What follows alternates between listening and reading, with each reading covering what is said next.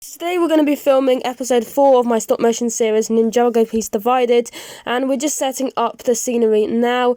Here we've got the board, and I usually place it on top of a book. We're placing up the characters now. Got a little character left in there from the previous movie. Now we're going back downstairs, and I'm going to get this little mock I made, a little set, and this is the only other one I have. Get some other boards, blue for the sky, green in case we need it, and now we're going to get some blue tack. Hold down the boards, we'll get the book down first, and there we go, setting up the scenery now. The background, we've got a torch for lighting in case we need it, but we've also got some other lights, just digging them out of my rucksack now. So here are the two sets we're going to be using for the day. Here are all of the characters, some Easter eggs maybe for next time. There's the torch, here are the two lights. I may not use all of them. And then here is the board. It isn't that sturdy, but hopefully quite sturdy. Now time for storyboarding. As you can see, I have not planned this very much, just rough drawings. I'm not going into detail with each of the shots. Let's get straight into filming now. So we're getting the camera into the right position, and I need to fit the characters behind the set. And to do that, I'm going to have to lift the whole set forward so it looks like it's still against the sky. A bit of forced perspective there for you. Now we're going to get into the right position, head into stop motion studio, and this is just the free version. I haven't got the paid one, and I don't really need it though. And now I'm just playing around with the lighting for the first scene and getting everything into place. And this is set a day. Now I'm going to set the frame rate up to 12 for this one. I may set it up higher later. And as you can see, I've chosen to do the shot of the door opening and the people walking outside. This isn't going to be the first shot though, because I'm going to add the first shot in after. Now I'm going to another angle just to do some more of them walking, zooming in a bit.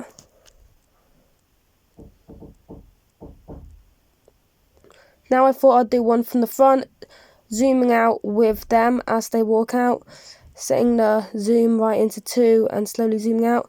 Now we're removing this set and we're going to do the transition to the other set that I made. And we've got a fire truck, the only car we really have, and that's just going to zoom by in the background. Just going to show they're walking through the city, and I'm just doing the thumbnail picture now. There we go. And anyway, they're looking up, and here's a little shot that never made it into the final cut of my little set I made, because I got a new one in before we got to use it. Just showing you the set now, kind of a monastery cut type of thing. Got a little bit on the back, we've got a clip. You want to see that? There's a little cage door thingy. Just zooming through, whizzing through the inside if you want to see. Got a bottle on the side. Steering wheel for decoration. Then we've got the lighting for this scene. Now I'm just zooming through, getting another shot done. I'm filming from indoors, making it look like it's dark, like it's night, using the torch. Here we go.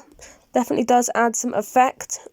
Now for this scene, we're basically just going to zoom into his hand, then do a few sort of zooms between different angles. Now I'm going to film from above, and I'm going to have to remove some bits of the set to do this, because otherwise the phone isn't going to fit into position. And I was thinking of doing a transition. Some of this transition didn't make it into the final cut either. And now I think I'm doing the first scene. There we go, just a small shot.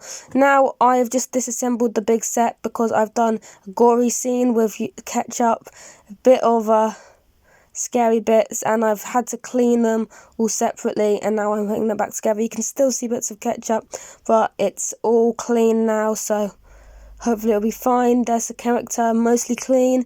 And the thing with this next one, Kai, if it gets in the joints, they won't move properly. We've got another piece I used to spread the ketchup. And here is the piece from the finished clip. Getting a bit scary. Anyway, I just had my birthday and I got this new set. It's also the channel's birthday. Look out for the video of that. It's a 3-in-1, so we've got a bike shop, we've got a game shop, and we've got this cool restaurant. I only needed a restaurant anyway for the scene, as you know. I was going to use my creation I made myself, but this one seems to be able to work a lot better. Just heading over to the back now, we've got some other images, and you can see inside of the restaurant we've got a little newspaper, 2 little characters, we've got a dog down there, ice cream, and it looks like you know actually fold it into different positions which will be used for the movie. This is the one of the characters, and some more images of the sets up there. Time to get unboxing. So now we are just going to open up the sides. I had a bit of trouble doing this because it is a bit stiff at the top, but anyway, we got the sets out. I believe there were 1, 2, 3 bags and two for each bag, because the smaller one that came with each bigger one. That's about it. We're heading over to the instructions for the restaurant. Page 1. This was a really good set to build. As you can see, I organised all the pieces together. Right now I'm building this little ice cream van, which is a nice little addition to the set. As you can see, it can roll. We've got a little ice cream on the top that I just finished building. 4 different colours. And we are going to move on to the house. I've already started building the house, so here we go. We're this far into the set. We're just going to go into another time lapse now. We've organised, we're on set 2. We've got all these windows, some weird peach coloured bricks, a bit of a weird choice of colour. I don't know, maybe there's some chopsticks there. Interesting piece, I've never seen them before. Lots of foliage, nice little see-through pink piece, yellow bit too. Now I'm building inside. You can see a nice little carpet there. I was just slow-moed that a bit jumpy because I just like that piece. Then there's this. Did you see that noodle thing?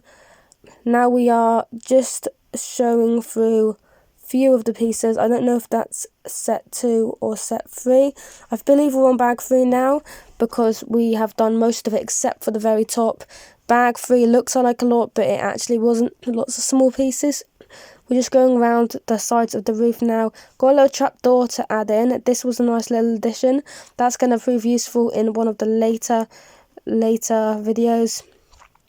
And we've got some foliage on the top. We've got a radar dish thing and the birds. We've got a little vending machine and lamppost thing. And we're finishing off with a little dog that I was just building at the end there.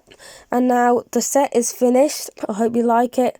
And we've got the little ice cream van there. It's quite a good set. Smaller than I thought it would be. And you can do a lot with it. There you can see inside. And there's a character there. It can open with the trapdoor. I'm going to open it now.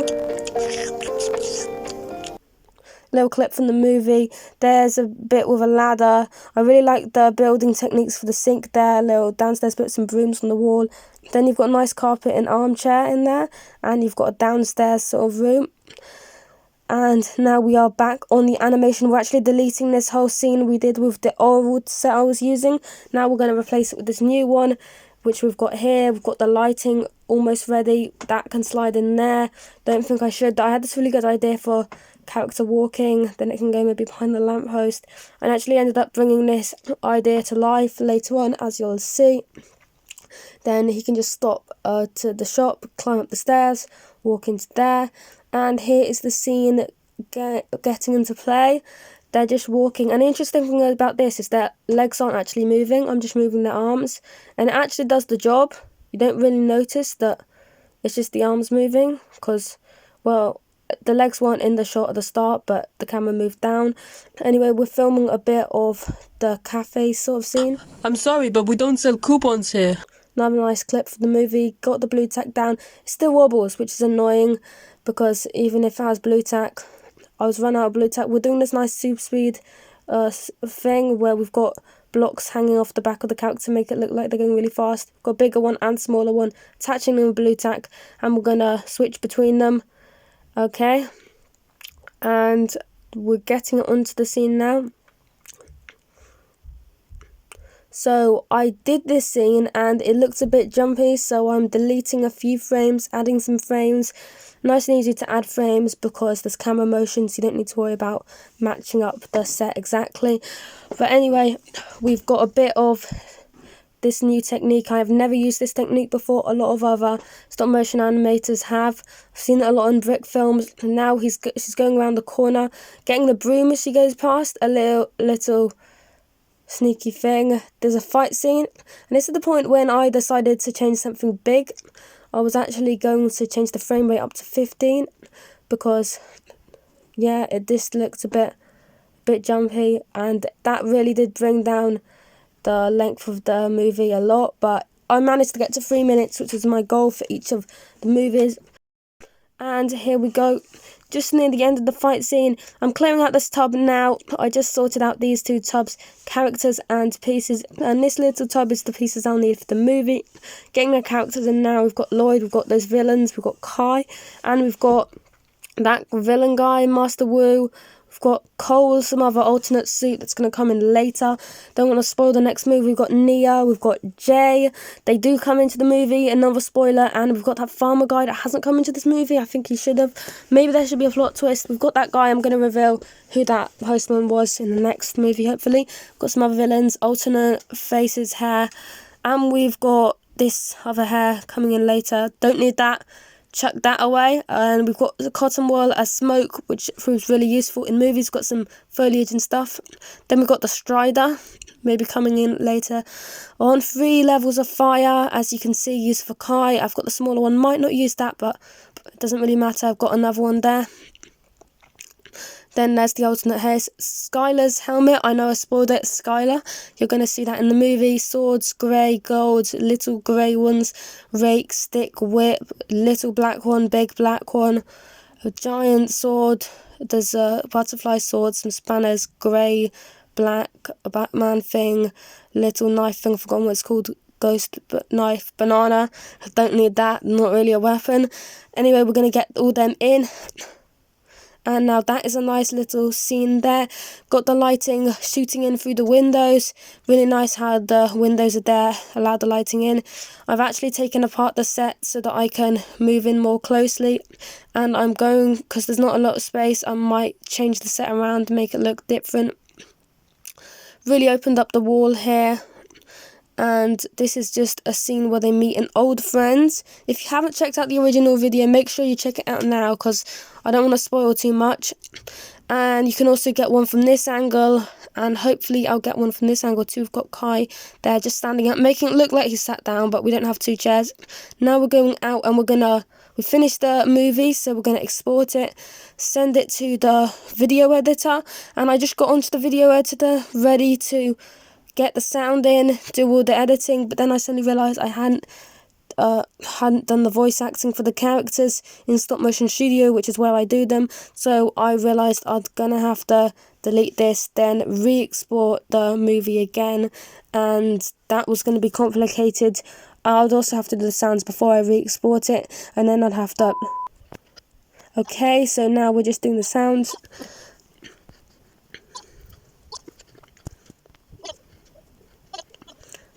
Just whizzing through this, just so you can see how it's done. Try and do different voices for different characters, but doesn't always work. We're back in the video editor. This is InShot. If you don't know, it's a really good video editor. I'd recommend it. This isn't sponsored, by the way, but I'll still recommend it. And we're getting the sound, and it's really hard to choose the right sound for movies. I usually go through with the sound first, then add small effects and stuff later. And we need to make the music blend. Music transitions.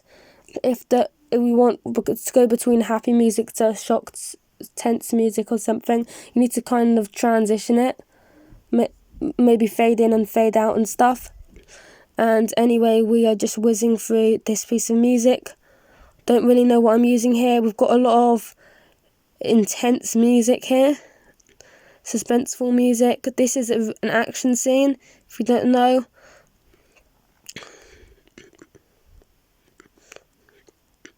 And during the fight scene, we need a lot of really shocking music. And at the end here, I'm adding a really slight twist with the music, going from calm music to shocked. And we're doing the to be continued sign at the end, with a little transition into it. And we are adding some camera shake throughout the fight scene and some other bits of the conversation. And then we are adding small sound effects. Here are all the sound effects at the moment. I'm still adding more. There's some creaking sound effects. And then we need choose some more there. Some scary ones. Fight. There we go. That's almost it. Getting to the end, we need some footsteps. And now we just need to do the title frame thing. And I'm choosing some glow around it. I haven't done this in the previous movies, but I'm thinking of doing it now. I'm setting them into random places, and it kind of automatically set into a good place, and I just kept it there, didn't really adjust it, and that's why it's like that in the final movie. You might not think it's good. I probably could have done better, but it's still okay. And I was wondering whether to do transitions. I decided not to in the end. It's just a nice little intro to the movie. There we go, there's the finished product. And it gave me this message. What does it say? Well, looks like we're about to find out. Now I just have to wait for the video to convert. I didn't show the thumbnail being created. That's the only thing left to do. I just forgot to film it. If you want me to do a video of how I make my thumbnails for videos, just comment down below.